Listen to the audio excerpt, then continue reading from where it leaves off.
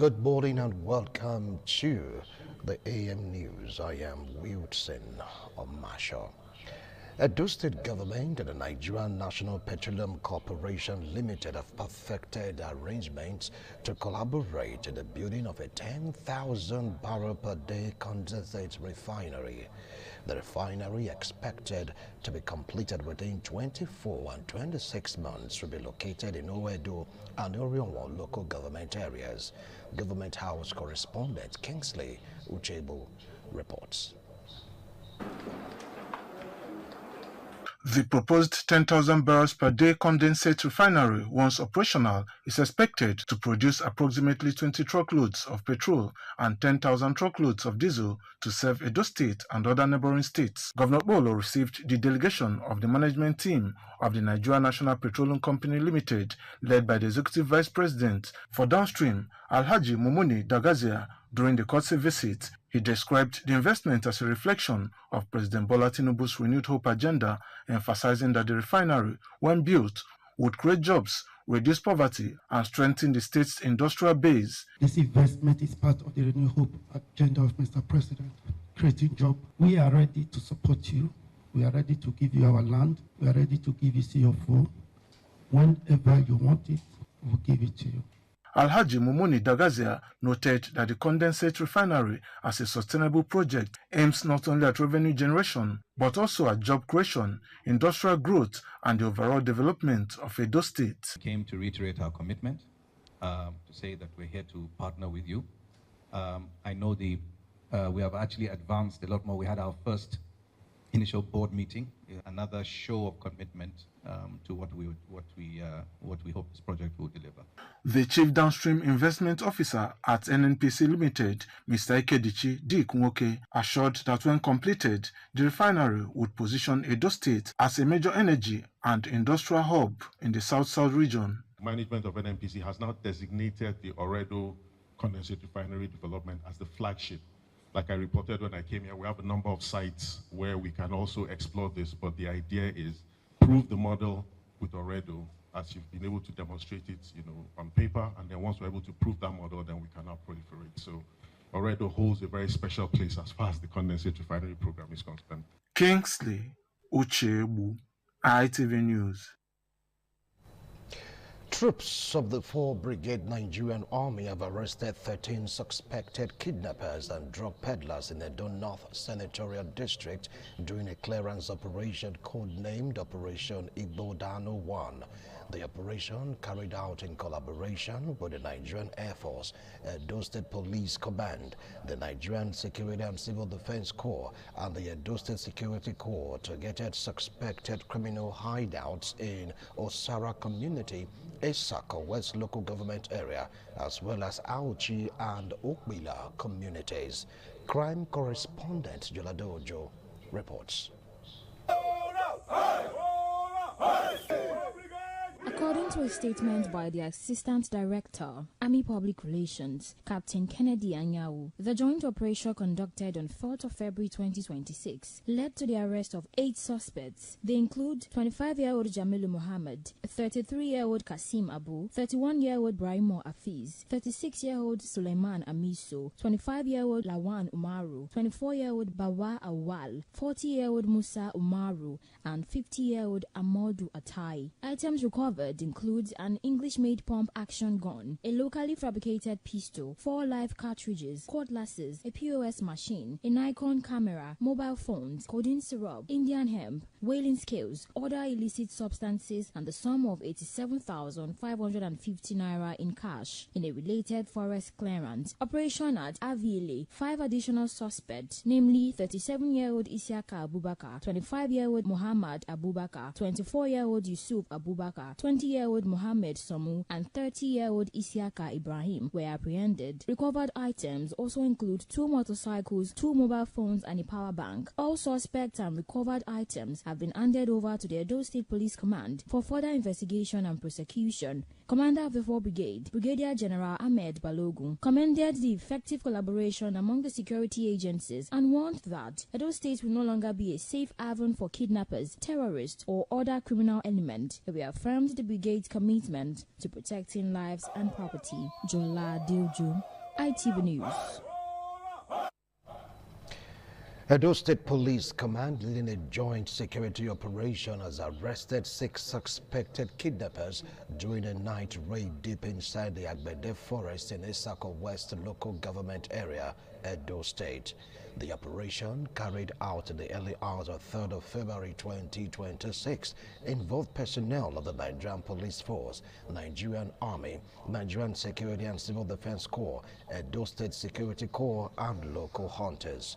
Again, our crime correspondent, Jola Dojo, reports. The arrest followed a breakthrough intelligence report provided by a kidnapped victim who identified the exact forest camp where he had been held hostage. Acting on information, the Commissioner of Police, Edo State Command, Monday Agbonika, personally led the joint security team in a covert night operation into the forest. At about 3:45 a.m., operatives arrived at the identified camp, swiftly cordoned off the area, and cut off all escape routes, leading to the arrest of 6 suspects. The suspects are currently being profiled and investigated by the State Criminal Investigation Department, SCID, for possible prosecution. The Commissioner of Police described the operation as a strong warning to criminal elements, saying that Edo State Forest will no longer serve as safe havens for kidnappers and other criminals. The police commander also urged residents to remain vigilant and continue providing timely and credible intelligence, assuring that sustained and intelligence-led operations will remain a priority in securing lives and property across the state. Jola Dilju, ITV News.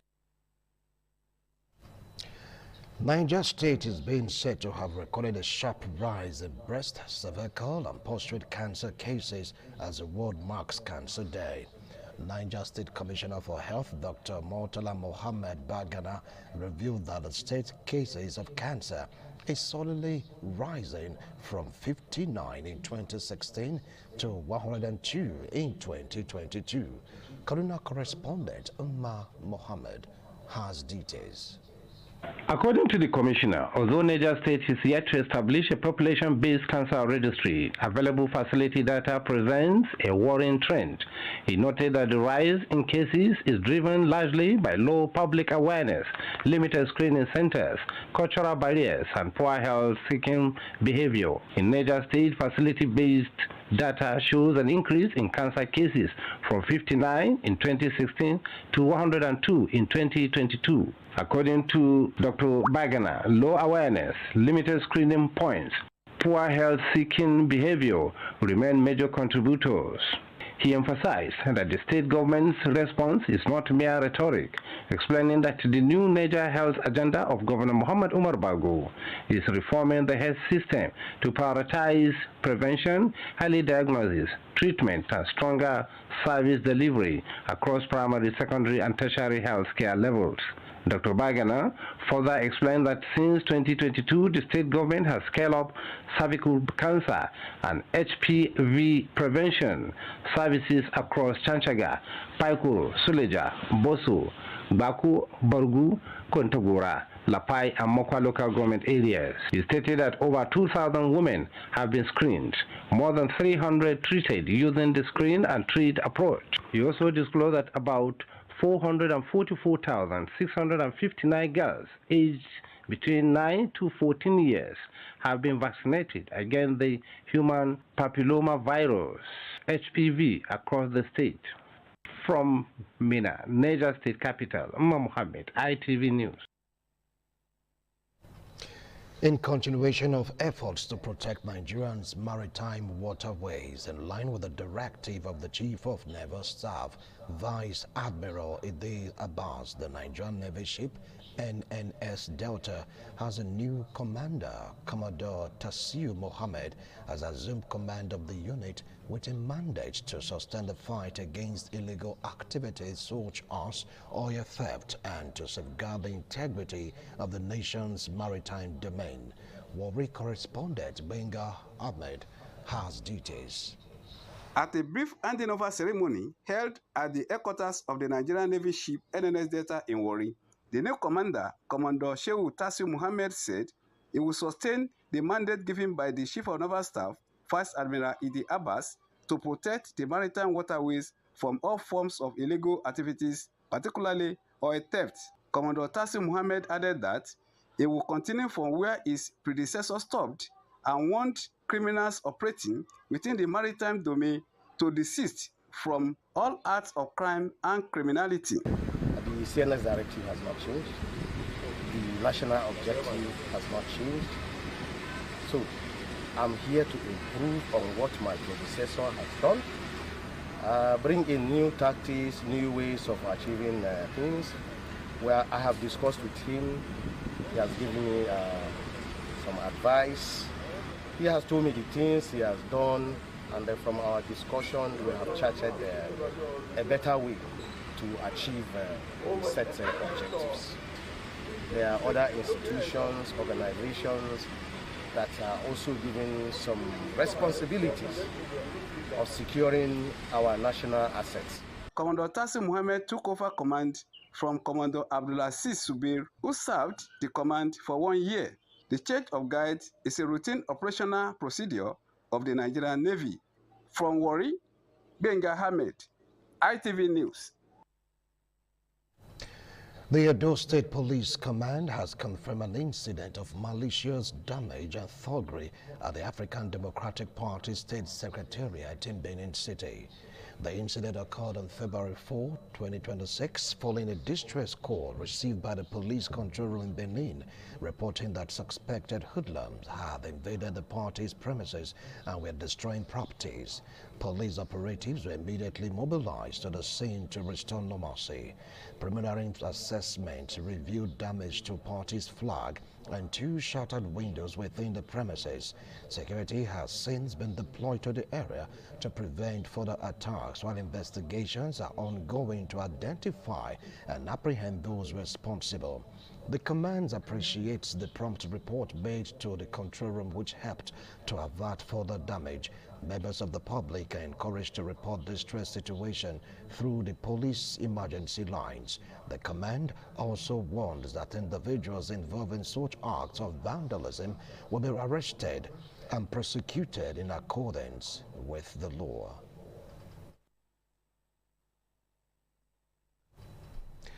We'll be right back after this break. Do stay.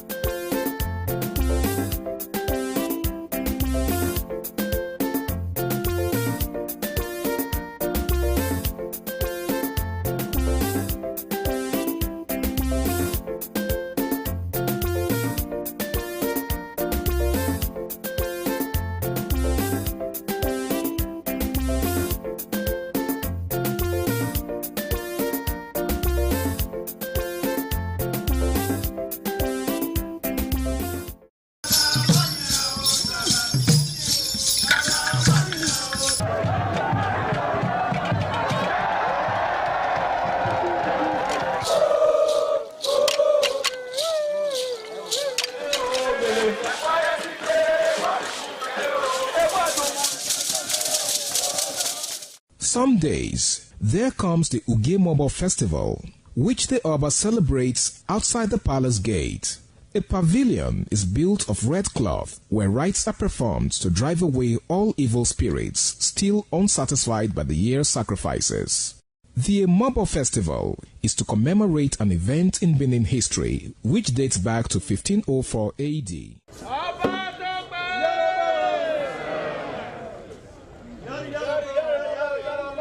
Yari yari, Ọba Tope. Yari yari,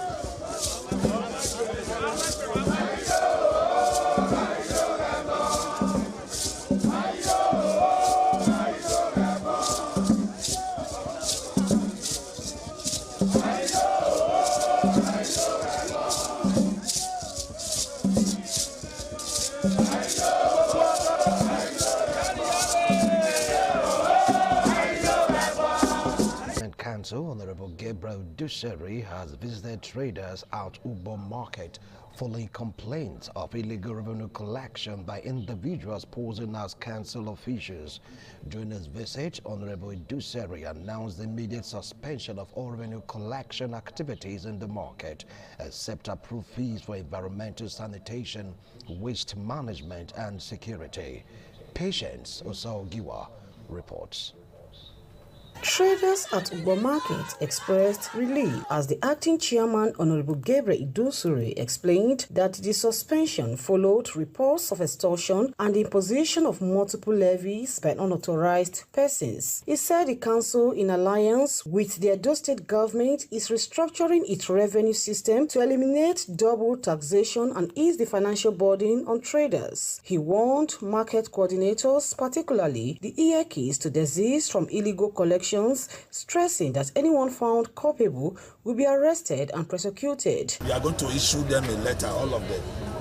All the structure inside the market belongs to local government, and nobody has a right to collect money from anybody inside the market if you are not given any permission. I was bullied away from this market, but I thank God for Gabros, Oredo local government chairman, for coming to restore peace in Ugbo Market. In a related development, Honorable Duseri inspected the ongoing reconstruction of sections of Ugbo Market that were destroyed by fire. He expressed satisfaction with the pace and quality of work, while the project manager, Engineer Anero Izuagbe, assured that the renovated stores will be completed and ready for use within the next 2 months.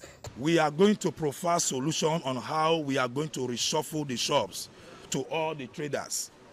And by the time we are done with the reshuffling, we will present to the governor for his approval. Is to build the shop to specifications. We have over 244 lock-up shops upstairs, and we have about 350 open stores downstairs. They are all going to be ready within this next 60 days. The acting chairman also cautioned traders against spending money to unauthorized individuals for shop allocation, emphasizing that only the local government council has the authority to allocate stores. From Benin, Patience Osaogiwa, ITV News. An enlarged meeting of the All Progressives Congress, comprising leaders and members from 5 wards that make up the constituency, has been held in Owa East Local Government Area, Axis 2. The meeting, which was convened to brainstorm on ways of taking the constituency to greater developmental heights, also provided an opportunity to address issues arising from a viral video of a purported meeting allegedly held by some persons in the Axis last week. Thomas Sado reports. Speaking to party leaders, the member representing Owan East constituency at the Edo State House of Assembly, Honorable Eric Okaka, the APC Assistant Youth Leader, Edo State, Hilary Ozogo, and the Vice Chairman of the local government expressed confidence in the leadership of Alhaji Abdul Kadir Lawani, also known as Abo Millionaire, in the local government area. They frowned at the conduct of some individuals who recently held an unapproved meeting as seen in a viral video, which they said disparaged the leadership of the party at the local government. They emphasized that Anselm Imobige of Ward 8 and Festus Owu of Ward 9, accused of causing disunity in the area, remain suspended. We are going to issue a statement to tell the governor, to tell the leadership of APC at the state level that as is true of APC normally is intact. When you allow yourself to the party structure, the party will treat you very well. Make you not be saying you use that to destroy your future prospects. Other leaders, members, and councillors in the Axis also reaffirmed their commitment to strengthen the party structure and pledged to promote inclusiveness across the 5 wards of the Axis. No decision will be taken on the House of Reps until I have consulted with the governor. We are lawyers, and I want us to continue that lawyers. At the end of the meeting, a communique was presented and read by the former chairman of the local government, Ois Igbarago, to guide the conduct of members and strengthen trust within the party. We stand with the leadership of APC in the local government, and we are ready to abide by every decision taken by the leadership. As the APC looks ahead to the next local government election in Edo State, members are calling for transparency, unity, and effective coordination. Thomas Sado, ITV News. The Nigerian government has been urged to restructure the nation's financial system by effectively integrating microfinance banks that cater to small businesses and low-income earners in order to promote broader financial inclusion and improve citizens' prosperity. The call was made at the 359th inaugural lecture series of the University of Benin, delivered by Professor Sunday Igbinosa of the Department of Banking and Finance on Thursday at the Akin Deco Auditorium, Ugbobo campus. Jonathan Ojo reports. Welcoming guests to the event, the Vice-Chancellor of the University of Benin, Professor Edoba Omoige, SAN, while introducing the inaugural lecturer, highlighted his achievement, describing Professor Sunday as an erudite scholar and a thoroughbred academic. Professor Igbinosa belongs to a foreign professional body, which is an administration. He's a fellow of the Institute of Corporate Administration. He's a member of the Nigerian Institute of Management, member of the Academy of Management of Nigeria. Delivering the lecture titled Rethinking Financial Systems Development, Financial Inclusion and Citizens' Prosperity, Some Epistemological and Phenomenological Insights, Professor Sunday Igbinosa outlined practical steps for reforming Nigeria's financial inclusion framework. He stressed that financial system must move beyond theory and elite-driven structures to reflect the lived realities of ordinary citizens. The development of robust financial institutions and markets drives local savings, mobilizes investment, and creates the foundation for innovation and job creation. By addressing the various costs and barriers within the system, financial development enhances the allocation of resources and helps economies to thrive. The highlight of the event was the decoration of Professor Sunday Igbinosa with the inaugural medallion by the Vice-Chancellor. Family members and guests described the lecture as timely, insightful, and critical to shaping future financial policies in Nigeria. It's a dream come true because I know how far he has come over the years, trying to pursue his desire in finance and all his aspirations. This particular lecture has addressed the question of finance, especially as how it should be managed in order to bring about greater prosperity. It was great, it was stimulating because it went around the financial system in Nigeria.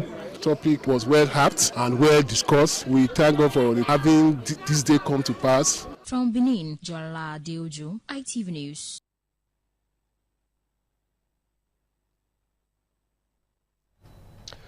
A non-political group under the platform of Connected Advocacy has condemned the rejection of the Electoral Act amendment on mandatory transmission of election results by the Nigerian Senate.